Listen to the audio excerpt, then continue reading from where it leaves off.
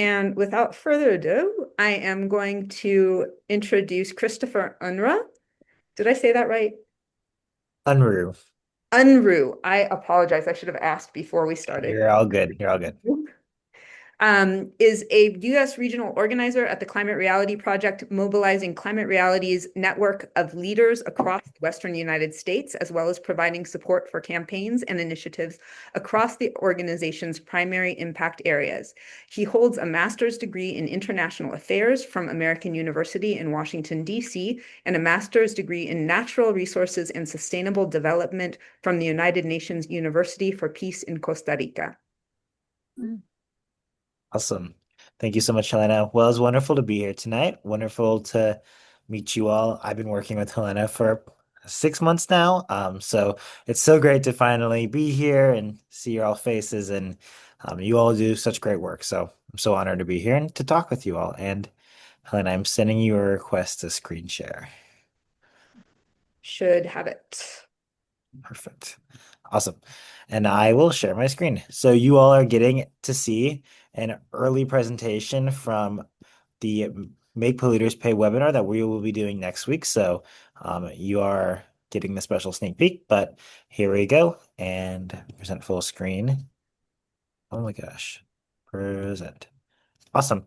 So, hello everyone. It's wonderful to be here. Wonderful to be talking with all of you about Make Polluters Pay, the national context, the coalition, and a little bit just to get a dive of what Make Polluters Pay and what all this means in relation to climate reality, in relation to the work that we do. Before you will hear about the Climate Superfund bill in Oregon from professional experts who can speak on it much better than I can. So, where are we at now?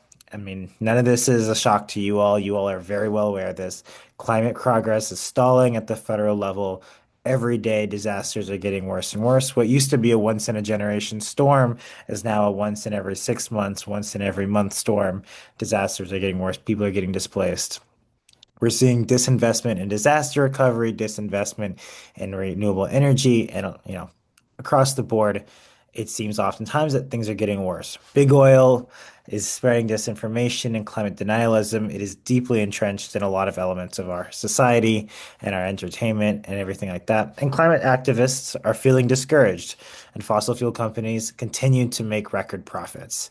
And on top of all of this, as you all are aware, just last week, Trump pulled out of the UNFCCC and pulled out of the more and more international and environmental climate agreements, which makes the work that we do even harder and makes it even harder to seem like there's a better path ahead. Nonetheless, throughout all of this, there needs to be a renewed focus on what can be done at the state and local levels. And that's where this solution comes in, which is make polluters pay. Now, Make Polluters Pay in many ways is a once in a generation opportunity to create revenue and pathways to cost recovery for states and municipalities across the country, which are feeling the impacts of climate change and extreme weather events. It begins to reframe climate change as a pocketbook issue, which is, in this affordability crisis that we're facing in this country and all of these issues that we're facing, it shows that, climate change is not just destructive, it's also worsening the cost of living in this country. And it also points the finger at who is really driving, creating everything worse. Not only is the fossil fuel industry, causing massive amounts of pollution, causing, untold effects on our environment, but they're also driving up insurance rates, electricity prices, and other costs. Make Polluter Pay uses the most effective bipartisan climate messaging, where it shifts the climate costs from the public, where we've had to endure and incur all these costs, to the polluters who have directly profited from this problem over time. Now, the policies that Make Polluter Pay are vast. There's a lot of different approaches to this large coalition, this large campaign. As you all know, the big one that Climate Reality is focusing in on, the big one that a lot of states across the country are focusing in on, are climate superfunds.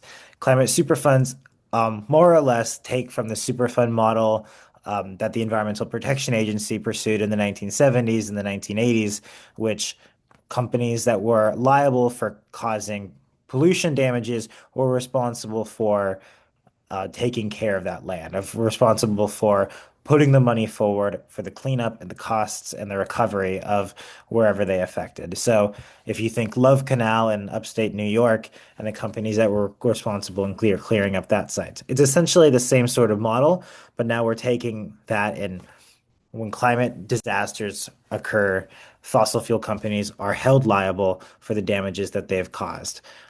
In the different states where this has passed already, which is namely New York and Vermont, this, in each place takes a slightly different form, but what it usually is um, putting taxes, penalties, fees onto these corporations, onto these fossil fuel companies, and then they need to pay into a climate adaptation, climate mitigation fund.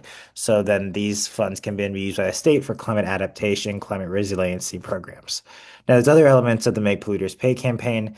This includes extended producer responsibility, which is essentially corporations are responsible for their product just beyond the getting to consumers. It's then they're responsible for what happens after it gets to consumers. So the fossil fuels, they're responsible for the byproducts of fossil fuels, which at this point right now they're not. Stopping polluter handouts. I mean, states and countries and the federal government are they give so much subsidies to fossil fuel companies already. So it's trying to cut this out where you can. Climate insurance reform. One of the other approaches of this campaign is to try and make um, fossil fuel companies have to pay for when insurance companies have to pay out for climate damages, fossil fuel companies should be on the hook for that.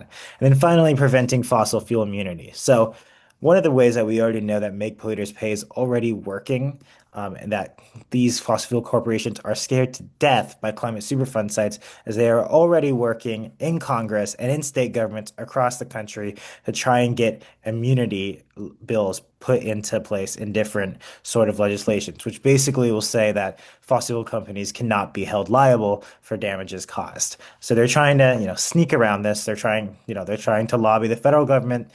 So one of the major concerns that the corporation has in one of the next fights is going to be is keeping this out of reconciliation bills and the different sort of budget bills that are going to get passed in this year. But that's a fight to be fought at the federal level and at different levels, and to be done, and will be keep going on. So, in the kind of bigger scope of where this fits in within climate reality, Make Polluters Pay is housed within our climate finance framework, where we're trying to, essentially in this country, raise money to cover the cost of mitigation, the cost of climate adaptation, and to respond to the cost of climate impact. In many ways, Make Polluters Pay is it's an issue of money, and it's an issue of helping us fund the things that we need for our communities to not just survive, but thrive in this, new era of climate change. Now, with what you all are focusing on today is specifically this climate superfund bill. You're joining a big movement across this country. As I mentioned, this bill has already passed in New York and Vermont, and there are bills underway in the Northeast. There's a big concentration. Many bills were introduced this last year in 2025, Maryland, New Jersey, Massachusetts, and then in this year in 2026, it's looking like Oregon. You all are already introducing this bill here. We're going to see in Connecticut, Tennessee, Rhode Island, Virginia, Hawaii. I've also been working closely in this campaign, and it looks like Colorado and Illinois are both going to see bills introduced later this year as well. So it's a really exciting movement, and it started in the Northeast, but now it's spreading across throughout the country. There's a lot of opportunity here to see this pass, see this win. And, in many ways, it's going to create a snowball effect. As we keep getting it passed in more and more places, we can see that build across the country until hopefully we can get to a point, maybe not in this administration, maybe the next, that we can see this enacted at the federal level, where there is already legislation. There's already a climate superfund bill in Congress. The chance of it passing are low, but that is what it is right now. Now, this kind of is a general getting started, but you are already getting started and you're already talking and thinking about the climate super fund bill. But educate and recruit your community. Talk to your community, talk to your friends, talk to your parents, talk to your children, talk to anybody about this campaign and this bill and this issue. And then identify and meet with decision makers. Tell your local representatives that this is something you support, that you want to see this climate super fund bill pass, especially in this critical period. I know that the Oregon legislative session session is very short, just 5 weeks. So it's going to be it's going to not be a marathon. It's going to be a sprint where you're just going to have to, continuing to annoy your representatives. And if they get on board, then that's great. And then tell them, okay, now talk to you, the rest of the decision makers, and get this passed. And that's what's important. So, yes, as I mentioned earlier, you all saw a sneak peek of what's going to be a much larger presentation next week, Wednesday at 8 p.m., where we're going to have our official campaign launch for the Climate Reality, our official campaign launch. So I will drop the link in the chat if you're not able to use this QR code, no worries. Highly recommend it if you're able to make it. Please come. You're going to hear a little bit of this speech again, but this is honestly, I gave you like the shortest section of the whole presentation, but you're going to hear from guest speakers from fossil free media who are leading the national coalition. So Climate Reality is not alone in this. We're working with a ton of organizations that you probably heard of. Well, Fossil Free Media is one, Center for Biological Diversity, Greenpeace, 350, Center for Climate Integrity, all across the board, many different organizations. And we're excited to be working with our partners there. So you'll hear from them. And then you'll hear from climate reality leaders who have already been engaged in this struggle. You'll hear from the leaders in New York who were involved in its passage in 2024, and some leaders in California who are going to speak about the efforts that they've had over the last year trying to get this bill passed and working on this bill in California. So please come if you're able to make it. I'll drop that link again, so no worries. But yeah, that's about all I have slide wise. Are there any questions in the chat or anything? I see Brian's question about is there any chance that it's going to get passed there? I mean, it's a really good question. Honestly, if I'm fully honest, the chance of it getting passed in Tennessee are pretty low. I think people are pretty aware of that. But it's kind of like the same thing of introducing it in the congressional bill that's introduced in the Senate. The chance of it getting passed in the Senate near zero right now. But nonetheless, I think it's a little bit of, people just putting it out there and trying to fight for something. I mean, there are Tennesseans, Democrats in Nashville and who else in the city who, like in the state who, elect someone and they want to represent their constituents, and that involves this as well. So, yeah. Hi, Joanne. You have a question?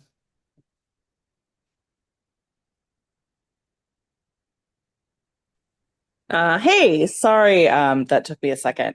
Um, yeah, I was wondering, so a thought that entered my head while you were talking is, what if somebody says something like, "Oh, well, this is just taking the responsibility off of these fossil fuel companies to stop," right? And just like allowing them to be like, "Oh, we'll still, pollute the atmosphere. We'll just pay for it." Right? Mhm. Like, I'm sure that's like a common question. Like, how would you respond to that? Yeah, it's a really great question.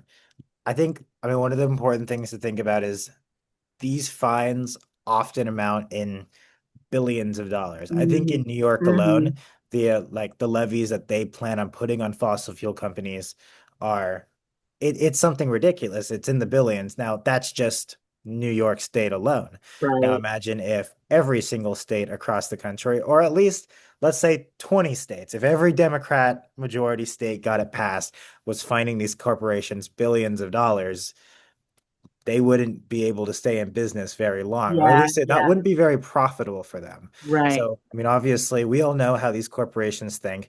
They're doing what's best for their bottom line. And if now Mhm. suddenly this isn't best for their bottom line, they're going to change their procedures and they're going to change their practices. Interesting. So, Interesting. I think it's, Yeah, while it might be hard to directly outlaw these corporations from right. existing, I think it's a way of making their business very unprofitable for them. So it's another way of using the market to try and achieve what we want to achieve. Yeah, absolutely. Thank you. Yeah, Can I add on something to that? go for it. And y'all can tell me if this is accurate or not. The climate super fund bill in Oregon, at least, is for past harms, Mhm. Yeah. right? And so we do need to like deal with that. And I think for our Oregon legislators, it may be very important to have like, hey, like this is budget money so that we can actually take care of what we need to take care of in Oregon with wildfires and climate justice and things like that. Anyways, that's just an additional like element that I I think might be important for legislators to hear. So I'll take. Are you from- saying the it does not have any provisions for future or current harms? The bill, I will let Alan take that, but I don't believe the bill does. Okay, thank you. Sorry, I just jumped in. I didn't catch the context of the conversation that was going on. We're just talking about the Superfund bill and how it holds. Joanna, you can correct me if I'm wrong, but your question was basically, how can this still hold companies accountable rather than giving them license to pollute further? Yeah, basically, like, how do we make sure it's not just like giving them a pass to keep polluting if they just like give us money or give communities money? Well, I think as I understand the bill, what it's doing is requiring that those corporations and I can come back and do my quick summary of what I perceive the bill to be doing. It's requiring the corporations that have been doing business in Oregon since 1995, I think it is, that if they have been responsible for the emission of over $1 billion or 1 billion tons of greenhouse gases into the global environment, they are then responsible for paying into this Superfund that their proportion of the cost of climate change to Oregon. So I see it as being working into the future rather than into the past, and it's making the corporations that are responsible for the climate change that we're experiencing pay their proportion of the costs to Oregon.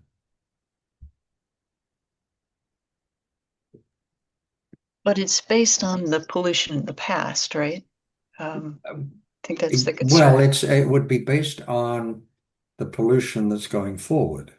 So the the DLCD is the agency that's primarily charged with monitoring everything. And let me do my quick summary of what I understand the bill to do. And I will just note that this is Senate Bill 1187 from 2025. So it's a bill that went through in 2025, and it got to the point of being heard. There was a public hearing in the Senate Energy and Environment Committee, chair of which was Janine Solman and will be this session as well. No, it won't, Alan. Janine Solman will be the chair of Energy and Environment this session. It's being introduced into the natural resources. I know that, but Oh, I'm Janine sorry. Solman will be chair of the Energy and Environment Committee. Got And it. yes, you're correct. The bill is not going through that committee. That's where I'm going to get to in a second. But I was just going through the history. So the history is it got to the public hearing. There was a very good public hearing, very supportive of the bill.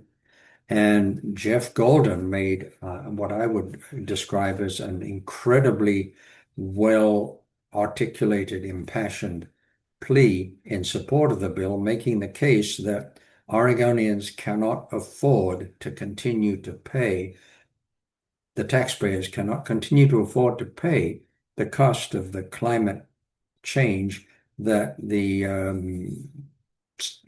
fossil fuel corporations are imposing on us. But the chair of the committee simply did not allow that bill to go to a vote. And I don't know why, and I'm not even going to try and guess why. But it's a consequence of that, I am inferring that Jeff has decided that in 2026, rather than having the bill introduced into the chamber and assigned basically randomly by the president to committee, he's managed to arrange for it to be a bill introduced by the Natural Resources and Wildfire Committee.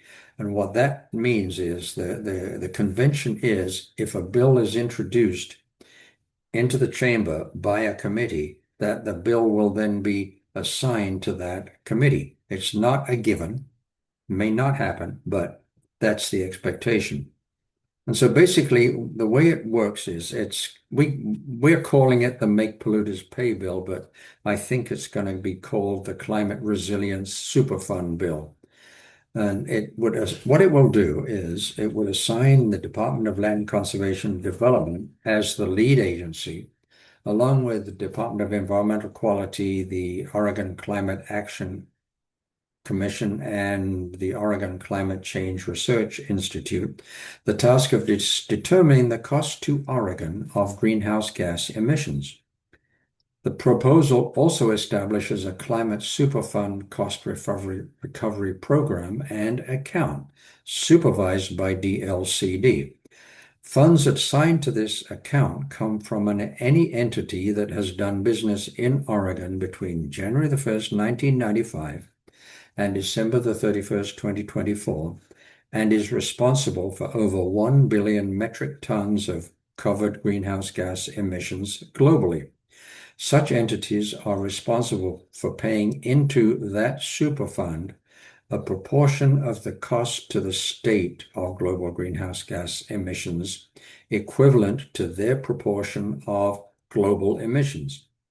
These funds are distributed by DLCD to support climate change adaptation projects and are assigned 30% to the state fire marshal and 40% for climate change adaptation projects that benefit environmental justice communities, and the rest is going to just go for projects that serve the purpose of the bill, which is addressing the costs of climate change in Oregon.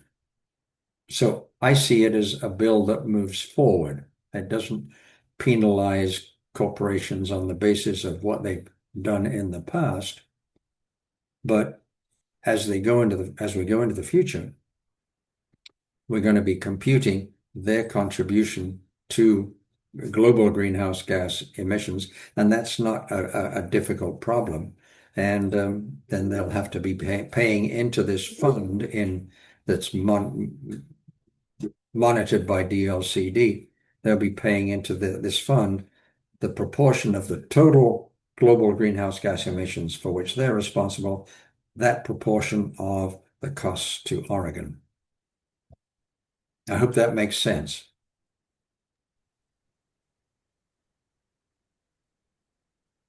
Can I ask you a question, Ellen? Yeah, sure. Thank you. So there's an assessment of emissions between 1995 and 2024. I don't think that's the corporations that are responsible to be paying in are the ones that have done business in Oregon between those dates. It's not that the greenhouse gas emissions over that period are being computed. I think it's what greenhouse gas emissions they emit now is what's going to be used as the basis for determining their contribution to the Superfund. That just gives us a sense of who is responsible. Is the way I'm reading the bill. The history is used to determine who's paying in, but how much is paid in is based on present going forward. Is that what you're saying? That's what I understand. Thank you.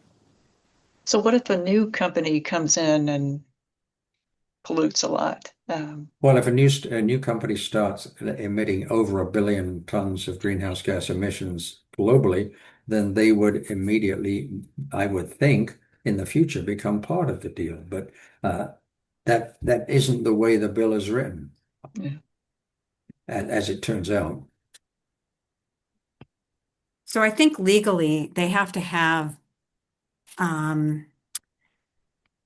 something that they're liable for, and that the choice of 1995 was a specific year in the IPCC's, documenting that fossil fuels were the cause of climate change, and that the study that the state has to do is looking at what were the climate impacts to our health, to our homes, to our GDP, to whatever, in that 20-year period. And that's what the companies, that's the amount that they're liable for. And it doesn't say that you can't go back at them 10 years from now. And New York and Vermont have done those studies for their states. And the agreement was that that amount that was charged to the companies would be paid out over 10 years. So you wouldn't get it all in one lump sum. It would be paid out over 10 years. Yeah, I think that's correct, Catherine. My conversation with Jeff Golden was one of the components of the conversation was my feeling was surely Oregon doesn't have the authority to charge corporations for what they have done globally. And Jeff's response was, well, undoubtedly, this is going to be, if this were passed, this would be the subject of litigation, and that would be one of the elements of that. I don't know whether the Interstate Commerce Clause would allow a single state, but this is obviously the same case for the other states that have been passing this bill. They're in the same boat. So I just don't know whether that's actually going to fly. Well, they're both being sued, Vermont and New York. The lawyers that a member of MCAT has spoken to feel that they will win their case. The case, if it's won, can of course be appealed. So it's a process. And these cases take a long time. But there's solid case law on which it's based, and that's kind of where it's at. Alan, I didn't know if you had any slides you wanted to show. I don't. Okay. So I have shared my brief description with Helena, and she can share it in the notes to the meeting. Yeah. And I'm really appreciative of this conversation, especially because it shows how complicated all of these bills are and how much is done. Like, even if this bill passes, there's all of the rulemaking subsequently. And there's several agencies that are charged with that rulemaking. And it's just another like information for us that like there's so much potential, like, what does this exactly mean, that those of us who care to get it implemented well will have to, like, even who aren't lawyers, right? That's a whole different shebang, but like we'll have to like be there in the implementation phase to go like, this is what was promised to the public. So thank you, Alan, and thank you, Catherine. Yeah, I think what you're saying, Helena, is exactly correct. And we went through the same thing with the climate protection program. It was passed. DEQ approved it. The Department of Environmental Quality, the Environmental Quality Commission approved it, and then it went into the rulemaking. And what we have to be, if this gets passed, is we have to be very, very engaged in the rulemaking procedure, because I would imagine what's going to happen is DLCD will have a committee which will be comprised of representatives of various stakeholder groups, and they will have probably public hearings, and we will have to go to those public hearings and submit testimony month after month after month on the rulemaking, because sure as shit, if this gets passed and somebody starts developing rules, the fossil fuel companies are going to be in there arguing against everything that the bill really stands for. And we have to be there and throwing in our testimony loud and clear in support of the spirit of what this bill is trying to do. And the reason is because, as Jeff Golden argued back last session, the taxpayers of Oregon, as we go forward, absolutely cannot afford to continue to cover the externalities of the corporations that are emitting these greenhouse gases. And it's only reasonable that the polluter pays. If you are doing damage to our state, you damn well should pay for it. And that's what it's all about. It's as simple as that. Thank you so much. And Alan, it looks like there's a cat had a question in the chat about if the bill has a bill number and name yet, or is that still to be flushed out before it has a legislative concept number, and as I recall, I think it's 183. It does not have a Senate bill number because the session has not opened, and bills are introduced formally when the session opens, and that's when they get the Senate bill or the House bill number. So sometime around February the 2nd, it'll have a Senate bill number.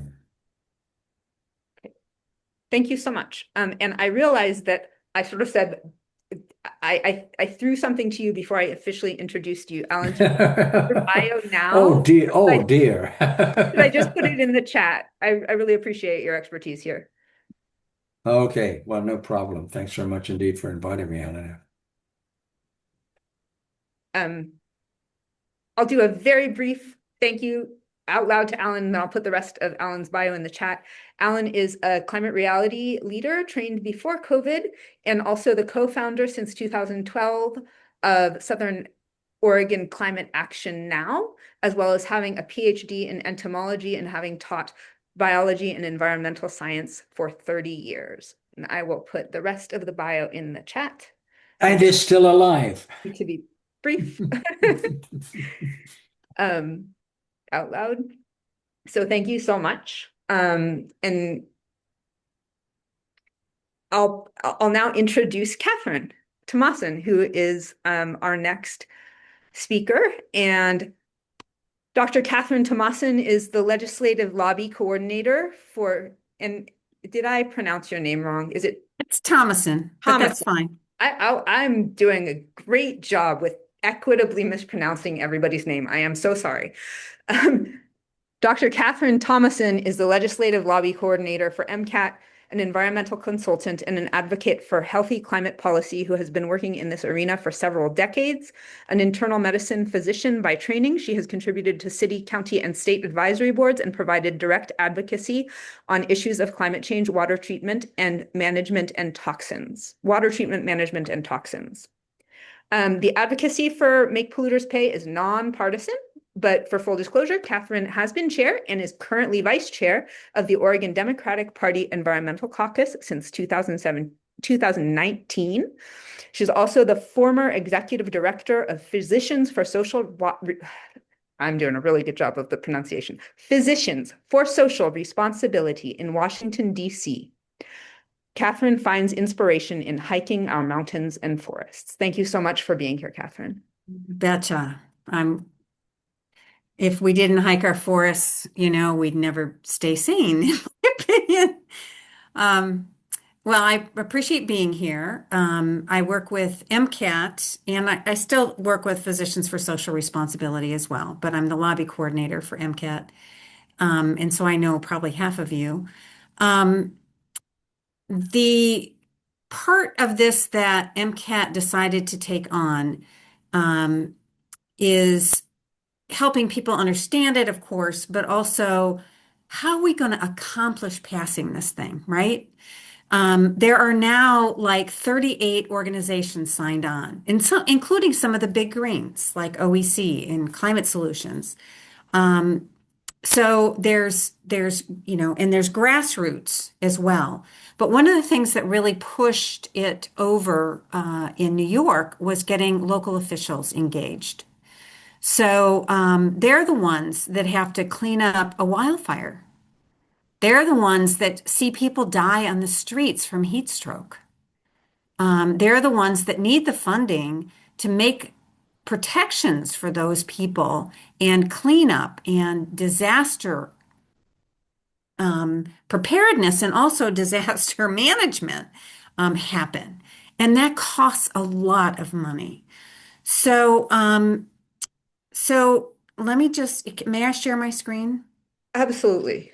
Okay. If you aren't able to send me a please share, I think you have access.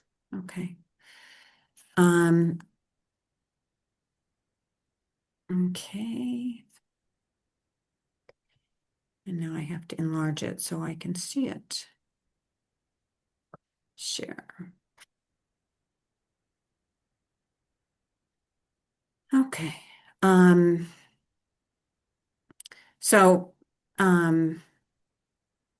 Alan's already talked about, what it is, but just to share some of the costs of these damages.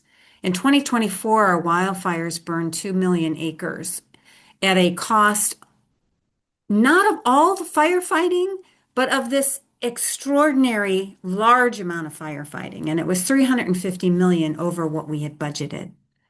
The economic ripple effects from the wildfires in just that year had to do with smoke-related health issues and lost productivity. Of course, incredible losses to a number of communities that lost the whole town, lost buildings, homes. And so, coming back from that takes years, if not decades. So it's really incredibly impactful. The heat dome, just looking at one incident, 3 days over 105 degrees in 2021, caused 102 deaths just from heat. Now, how many deaths occur that are hard to quantify that came from a heart attack, right? Because the person couldn't cool down and it was too straining on their heart and they died. Or people with chronic lung problems who can't cool off and don't have an air filter for that matter, because the particulate matter in the air goes into the bloodstream, goes up to the brain, can cause strokes, can cause heart attacks. And so all these other kinds of things happen with both high temperatures and with wildfire smoke. So these are the reasons why we need the funding. In terms of our bill, 30% of the funding will go straight to the fire marshal. And it's not, the primary things are that in areas that are prone to wildfire, it's really strongly recommended that you build a home with fireproof materials. But they don't. They have wood shingles, right? Sometimes they're really beautiful homes. Are the roofs, asbestos or not asbestos, excuse me, the materials that typically are roofs as opposed to wood shingles? Are they metal? Those would be both fire resistant. The vents often don't have screens over them. So some of these homes go up in flames because the embers actually get inside the home. Hard to believe. Are the gutters clean? Do they have flammable materials in them? Are there attached wooden components to the building that can go up in flames? So obviously doing some retrofits like a new roof are expensive. Some aren't expensive, but they have to be done on a yearly basis, cleaning out your gutters. I mean, how many times have I done that this year? And I'm not in a fire-prone area. So we need good building codes as well. The second area is something called defensible space, and that's creating zones around a building that's in the wild urban interface. So the first zone is 5 feet out, and that's where you don't want wood chips, you don't want flammable shrubs. Some shrubs are much worse than others. The next zone out, you want to make sure that shrubs are low or the grass is kept cut, that there aren't tall trees with overhanging branches, that the fire can race up the tree and increase the conflagration. And these kinds of measures to create these 3 zones that are less likely to allow the house to go up in flames, take yearly management, right? Or, at least some relatively short interval of management to do. So it costs a lot of money, and a lot of people can't afford it. I don't know if any of you have ever been over at Sun River, and they do an amazing cleanup as a community, trying to keep all of this clear because they do live in a high fire zone.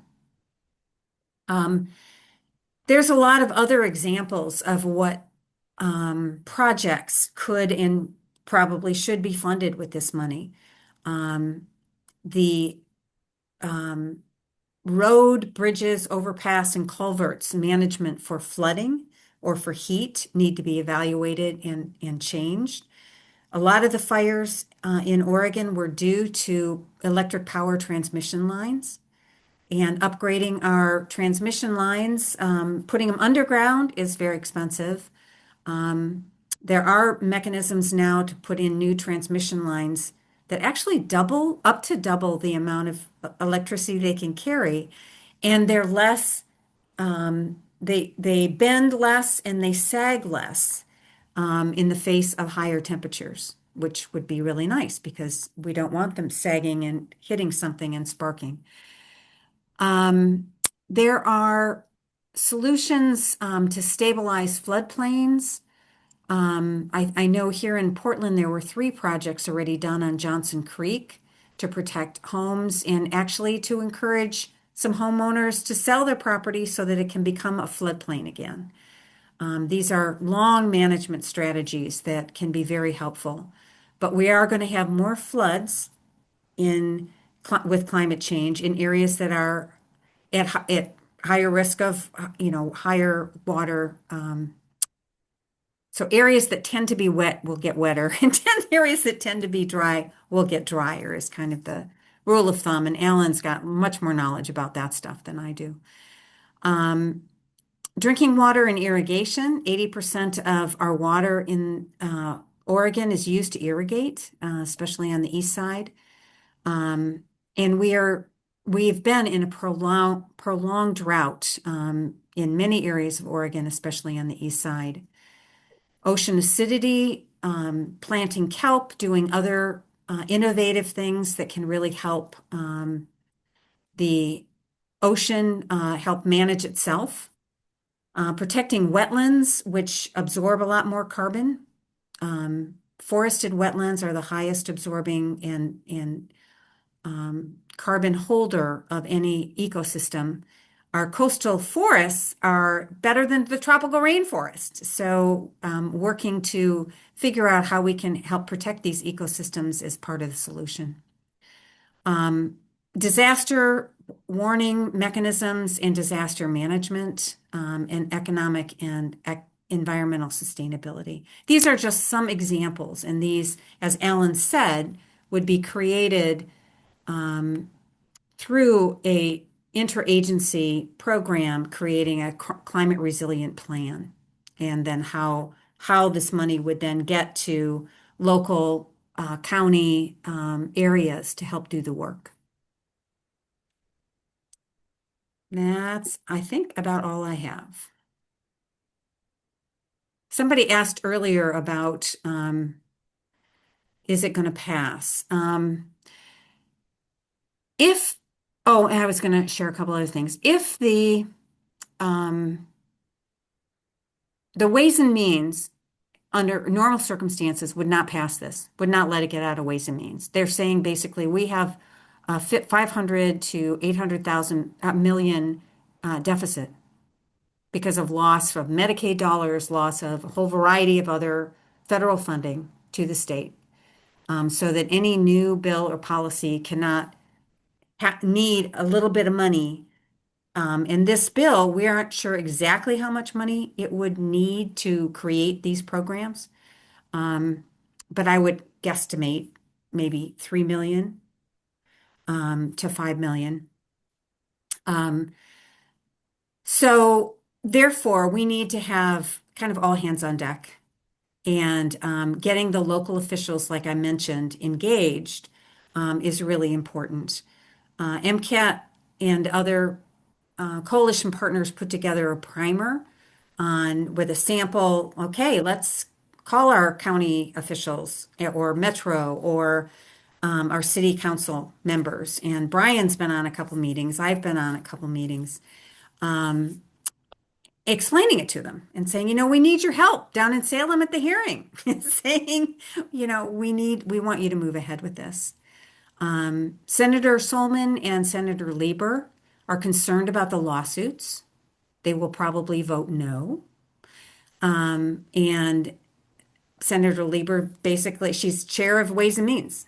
So, it's a uphill battle. And she's concerned if they pass there, they'll go to the Supreme Court. And then where will we be? So that's kind of the tough part of this is it may be a number of year project to move it ahead until people really realize the value of it. Alan, sorry. Okay, I was just going to add on to what you were saying, Catherine, and I know, and you'll be hellishly surprised to learn nothing that you said do I disagree with. But I think what's important for folks to know right now is the bill is most likely to be heard by Jeff Golden's Natural Resources and Wildfire Committee. It is probably going to be voted to pass, and then, as Catherine was saying, go to Ways and Means. Ways and Means does not necessarily have a public hearing. The public hearing on this bill is probably going to be during the first week or two of the session. Probably Thursday. Yeah, probably Thursday. What's that? That's the fifth. Second, third, fourth, fifth. And it's going to be very important for everybody to get their 2 cents worth in. And the lovely thing about the legislature now, and this is all a consequence of COVID, every cloud has a silver lining. The legislature now has the option for folks to give testimony virtually. And so you can sign up to give testimony and you don't have to leave the comfort of your own office or living room to deliver testimony. So you can sign up to give testimony, oral testimony, and you can give written testimony from the time that the bill is scheduled for a public hearing to 48 hours after that public hearing is called to order. And so you will have a window to submit public testimony in support of the bill. And it doesn't have to be lengthy public testimony. Basically, if you want to write up some testimony, you can just submit a PDF file from the Oregon Legislative Information System.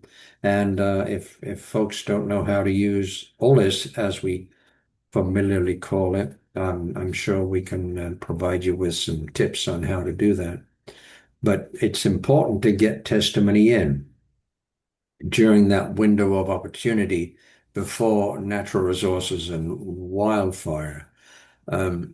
Because when it gets to Ways and Means, it'll probably be assigned to a subcommittee of Ways and Means, probably natural resources, but they may not have a public hearing. So we've got to get the public testimony in. The other thing that's valuable to do, and I put this into the chat, is personally sign on and in support of the bill. And if you happen to know any members of a city council or a county commission, they individually, in their role as county commissioner or as councilor, can sign on to the bill. And one of the things that the coalition is trying to do is get as many elected officials to support this effort as possible. And Catherine explained how valuable that is when it comes to the members of the legislature looking at who's commenting on this. Where's the support for this bill? Get those folks to sign on. And I sent you I put in the chat a link to that. So please, both individually and in terms of your friends, family, and acquaintances, encourage folks sign on to this because it's very, very important as a way of really, as Jeff, as I articulated, as Jeff pointed out, it's taking the financial pressure off Oregonian taxpayers because if we don't pass something like this, the taxpayers are going to continue to be paying for the costs of climate change in Oregon into the unforeseeable future. So there is a MCAT Lobby Day on February 10th, which is a Tuesday. We chose not to focus on the Make Polluters Pay because we have been reaching out before the session to talk with legislators about it. But there's going to be a separate lobby day on Monday, President's Day, the 16th, February 16th, put on by the entire coalition just for Make Polluters Pay. So if you're able to go to either or both, please sign up. Interesting point I will add if I can. February the 16th, interestingly, is the drop dead date by which first chamber committees, in this case the Senate, must have voted on a bill for it to survive. And so my inference from the fact that lobby day was scheduled on the 16th is the expectation is that the Natural Resources and Wildfire Committee is going to vote it positively. But still, it's important to get testimony in because that may be the only chance you get to testify on the bill.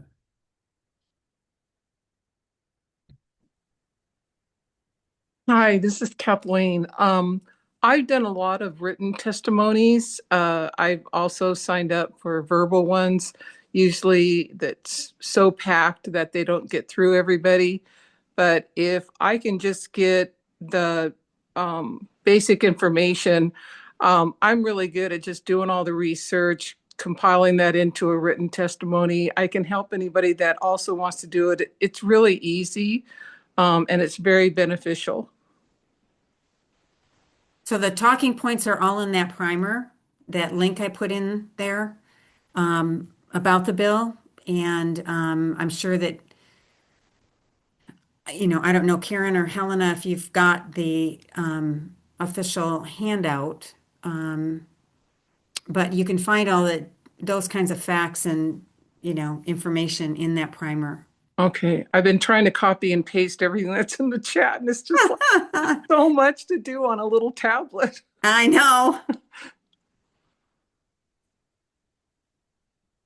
So I put that primer in at 8:01. So that's kind of where you'll get your Okay, talking thank you. points. And then we also have a letter. I think the mayor of Talent, which was severely harmed by fire, signed on to this letter and the city of Talent passed a resolution on it. And I know that Alan is working on other places for that to go. I think that Brian spoke with a Metro counselor today. Yes, Ashton Simpson from the Portland Metro Council went really well. He was actually we lobbied with him while he was taking his son to school on the phone. So a way to multitask, but he was totally on board. Yeah, was interested in, I understand from what Pat told me that interested in taking it to all the Metro counselors. Yes. Mm-hmm. And our new city council president in Portland, or chair, whatever they call him, was also, the staff was very excited about the bill as well. So, I just put into the chat a link to some comments, draft comments that I'm developing for SOCAN on this bill, and I'm betting if you look at those, you'll see a tremendous parallel between those and the comments that Catherine has referred to. Yeah, it's great to talk on the same page from different perspectives. Like everybody's affected. Thank you. I think Stephen McGrath, you had your hand up briefly.